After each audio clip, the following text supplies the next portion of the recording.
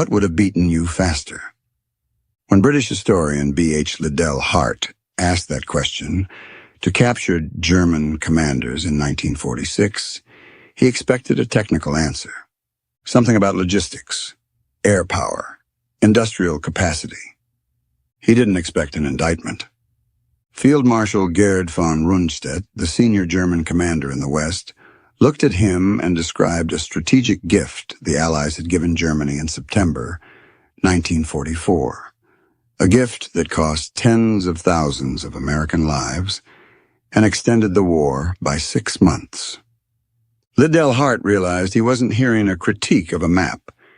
He was hearing that the silence of the guns could have started 6 months earlier. Every grave dug between September and May suddenly felt like a choice. The Germans knew they were defeated that autumn. Their army was broken. The road to Berlin was open. They were waiting for the finishing blow. But because of a political compromise in Allied high command, that blow never came. Late August 1944. The German army in France wasn't retreating. It was disintegrating. The Falaise pocket had been a catastrophe. Tens of thousands of soldiers captured. Tens of thousands more killed. Equipment losses were absolute. Tanks, artillery, transport vehicles littered the roads for miles. Field Marshal Walter Model arrived to take command of the Western Front. Hitler's troubleshooter sent to fix every disaster. What Model found made his stomach turn. He had fragments of units. Soldiers without weapons. Officers without men. The defensive line existed on paper only. Model's entire force had roughly 100 operational tanks. The rest were broken down or out of fuel. The Allies had 12 armored divisions ready to attack. The Ruhr, Germany's industrial heartland, the forge that built their weapons, lay virtually undefended. Model had nothing to stop a concentrated thrust. For 3 weeks in September 1944, Germany was defenseless. Allied intelligence knew it. Patton's Third Army knew it. The soldiers racing across France could feel it. German resistance was collapsing faster than they could advance. The GIs in Third Army weren't just moving, they were flying. For the first time since D-Day, they could smell the end. Some believed they'd be home by Thanksgiving. They didn't know the brakes were already being pulled from a desk hundreds of miles away. Patton reached the Moselle River, the last major water barrier before the Siegfried Line. His tanks were 100 miles from the German border. The path to the Rhine was open. The path beyond was open. His intelligence officer, Oskar Koch, delivered assessment after assessment. The Germans were finished. Their army was broken. One concentrated push would end it. Model was desperately scraping together whatever he could find. Old men from reserve units, teenagers from Hitler Youth, rear echelon clerks who had never fired a rifle in combat. He was building a defensive line out of desperation and prayer. Every day the Allies delayed, Model got stronger. Every week gave him more time to rebuild. The window was closing. September 1st, 1944. Dwight Eisenhower assumed direct command of Allied ground forces. He faced a decision that would determine how the war ended. Concentrate everything on one axis and punch through to the Ruhr, or advance on multiple fronts simultaneously and squeeze Germany from all directions. The concentrated thrust was the aggressive option. Pick your best commander, give him everything, let him run. High risk, high reward. If it worked, the war ends in weeks. If it failed, you've bet everything on one card.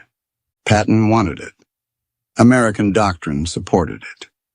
German defenses couldn't stop it. But Eisenhower wasn't just a general. He was managing an alliance. Montgomery wanted priority in the North. Churchill was pressuring Roosevelt to give British forces a larger role.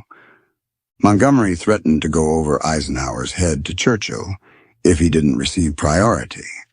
The resulting political crisis could have fractured the alliance.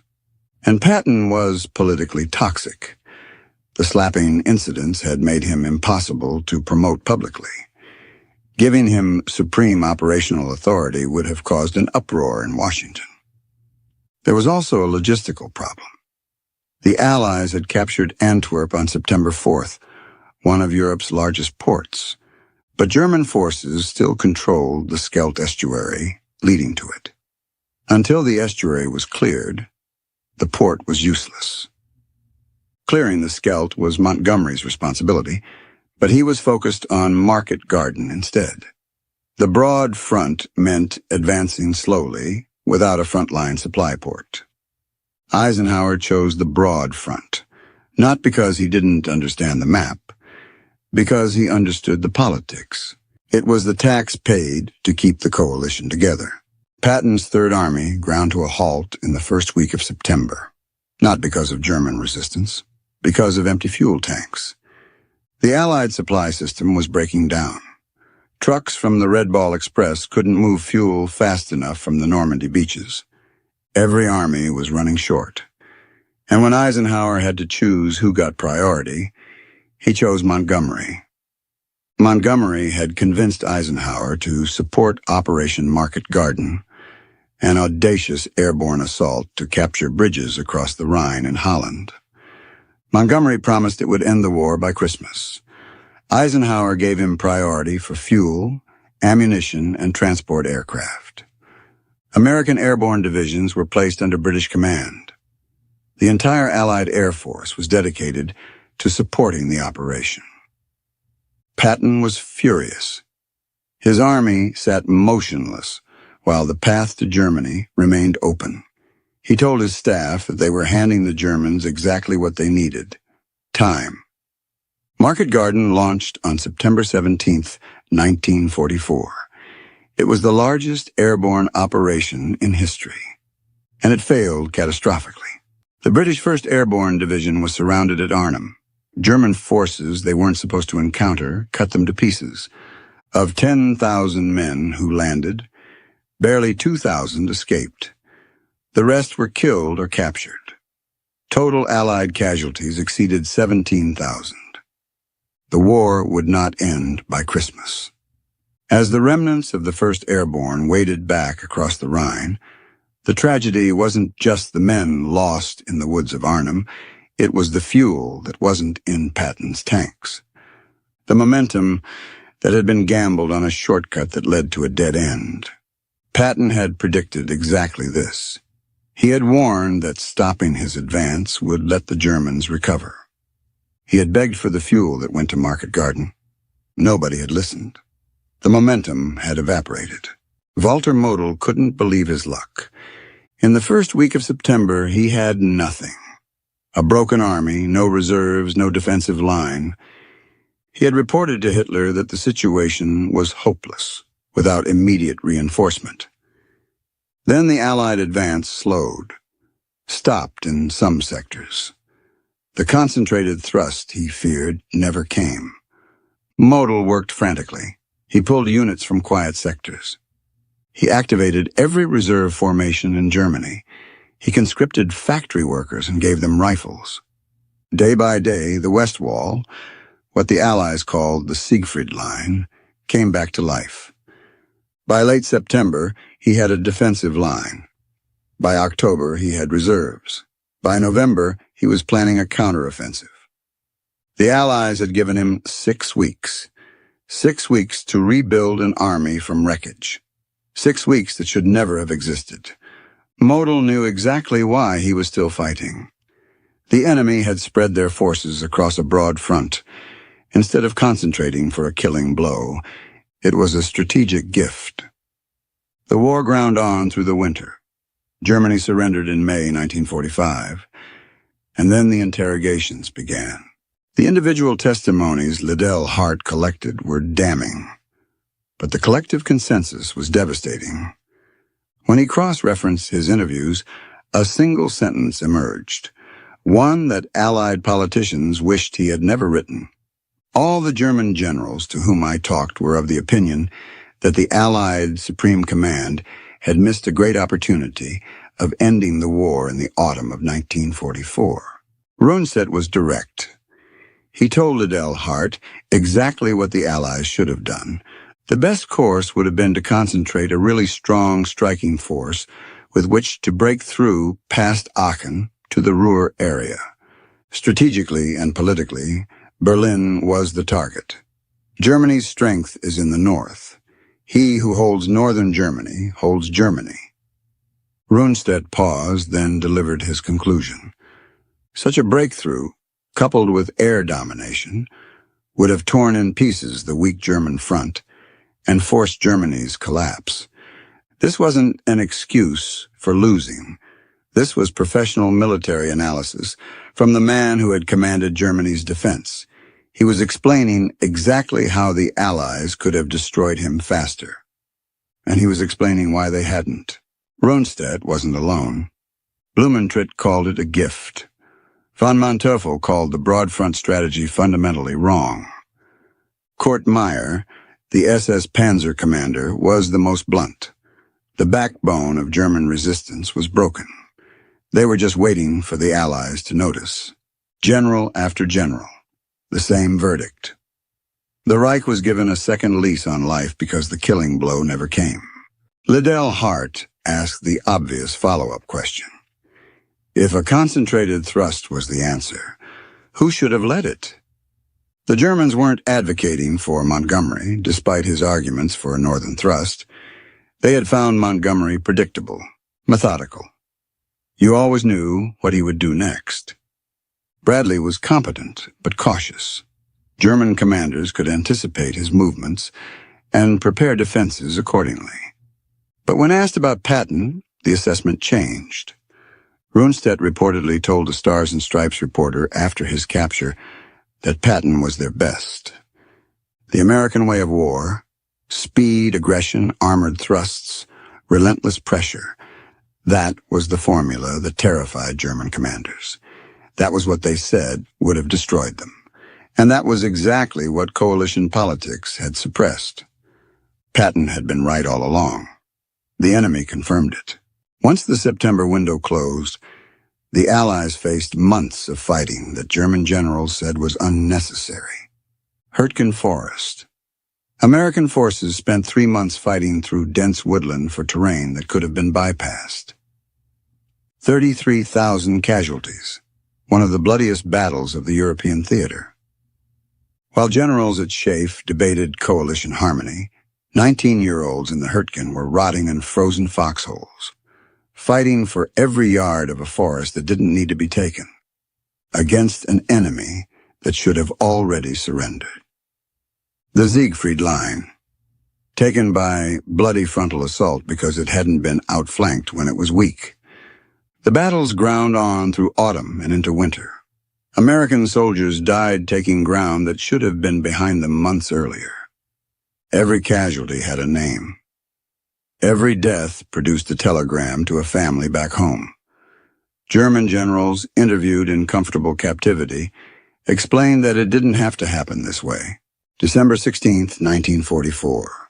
Germany launched its last major offensive through the Ardennes. The attack succeeded initially because Eisenhower's broad front had left defensive positions thin. There were no reserves where they were needed. The Germans achieved complete surprise. 80,000 American casualties in 6 weeks, 19,000 dead. The 106th Infantry Division surrendered 7,000 men, the largest mass surrender of American forces in the European theater. This was the offensive that Model had spent the autumn preparing. This was what the 6 weeks of September and October had bought Germany. Time to rebuild. Time to plan. Time to launch one final desperate attack. German generals didn't claim the bulge would have succeeded regardless. They acknowledged it was only possible because the broad front gave them time to prepare. A concentrated Allied thrust in September would have forced German surrender before any counteroffensive was possible. Every handshake that kept a general happy meant the front line moved a little slower. The casualty lists grew a little longer. The Germans understood coalition politics better than the Allies realized. One captured officer told interrogators that the Allies were fighting two wars, one against Germany and one against each other. Germany only had to survive the second war long enough to rebuild for the first. Every time Montgomery and Patton competed for resources, Germany won time. Every time Eisenhower compromised to keep the coalition happy, German defensive lines grew stronger. Rundstedt recognized this. He had studied the Allied command structure. He knew that Eisenhower's job was as much political as military. He knew that concentration of force was politically impossible, even when it was militarily obvious. The broad front wasn't a military strategy. It was a political necessity. And German generals understood that distinction perfectly. Historians still debate whether a concentrated thrust could have ended the war in 1944. Supply lines were stretched, ports were damaged. A single thrust might have outrun its logistics and been destroyed in isolation. But these arguments came from Allied planners who had reasons to justify their decisions. The German commanders who actually faced those decisions had a different view. Model had nothing in September. The Ruhr was open. The Siegfried Line was unmanned. A concentrated attack with everything available would have broken through before Germany could recover. The men who would have had to stop that attack said it couldn't be stopped. The enemies trying to destroy America understood Allied leadership better than Washington did. German generals saw what politicians refused to admit. Military speed mattered more than coalition harmony. Concentrated aggression beats dispersed caution. The commander who could win fastest wasn't the commander who got the resources. Eisenhower kept the alliance together. That was his job, and he did it well. But keeping the alliance together wasn't the same as ending the war as fast as possible. History remembers Eisenhower as the man who won the war. German generals remembered him as the man who let them survive the autumn. There is a distinction between a commander who wins a war and a commander who ends one as fast as possible. You can find that distinction in the dates on the headstones. Von Rundstedt, Blumentritt, von Manteuffel. They all said the same thing. The war could have ended in 1944. It didn't because political considerations overrode military logic. They told us what would have beaten them. They told us who should have led. They delivered their professional judgment without hesitation. The question history asks is simple. Was anyone listening?